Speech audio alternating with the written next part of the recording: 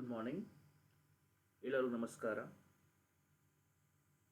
Welcome to this video lecture on the subject Corporate Administration, and the chapter name is Corporate Meeting, and the topic we are going to discuss today is AGM Part 1, Annual General Meeting Part 1.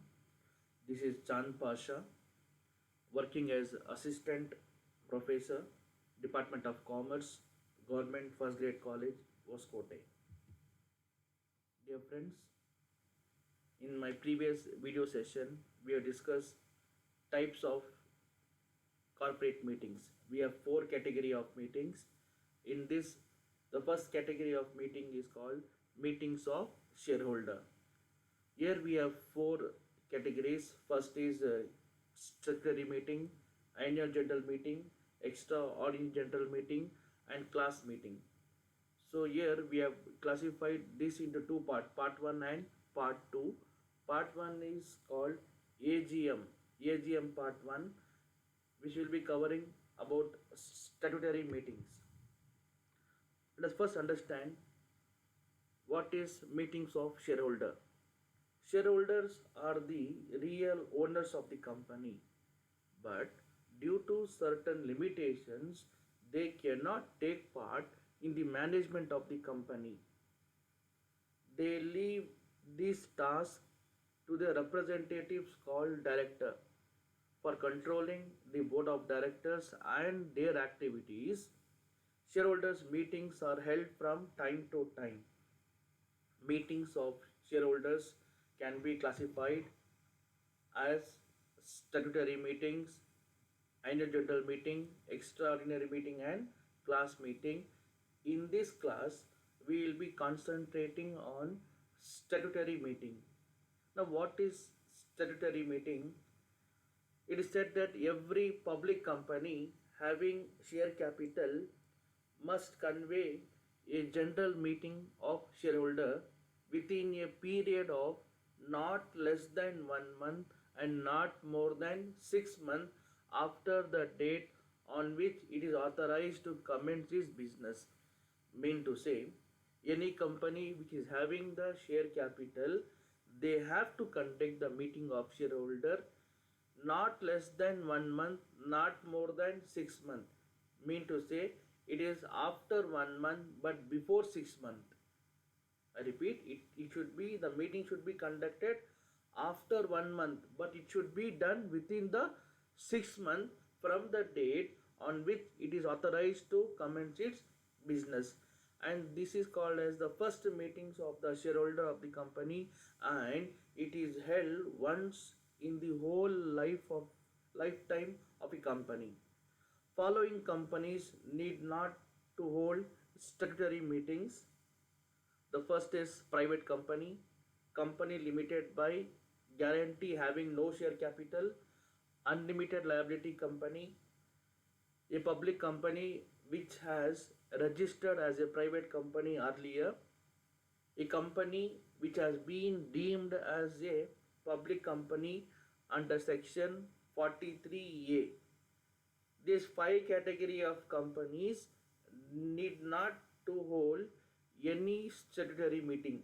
Apart from these five companies mentioned, all the other companies with the share capital, they have to conduct once in the whole lifetime one statutory meeting, which should be conducted after 1 month but before 6 months from the date which is authorized to commence its business.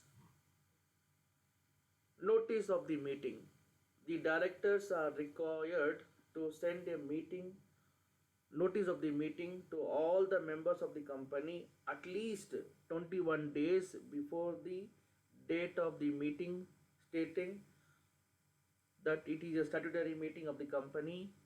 If the notice conveying this meeting does not name it as statutory meeting, it will not amount to the compliance with the provision of this section. Mean to say, whenever the company is going to be started for the first time, the first meeting of the shareholders is called as statutory meeting, and the notice of the meeting should clearly specifies that this meeting is known as statutory meeting. It should be clearly mentioned in the notice of the meeting that the meeting is being called, and the meeting, the name is statutory meeting. Next is object of statutory meeting. Statutory meeting is held to inform shareholders about the matters relating to its incorporation, allotment of shares, details of the contract concluded by the company, etc. According to Stephenson, statutory meeting is conveyed in order to tell the shareholders an opportunity for seeing what degree of success has attended the flotation of the company, and in order that any matters requiring their approval may be laid before them. Statutory report. The directors are required to prepare and send a report called statutory report to every members of the company at least 21 days before the date of the meeting. If the report is sent later, it shall be deemed to have been duly forwarded if it so agreed.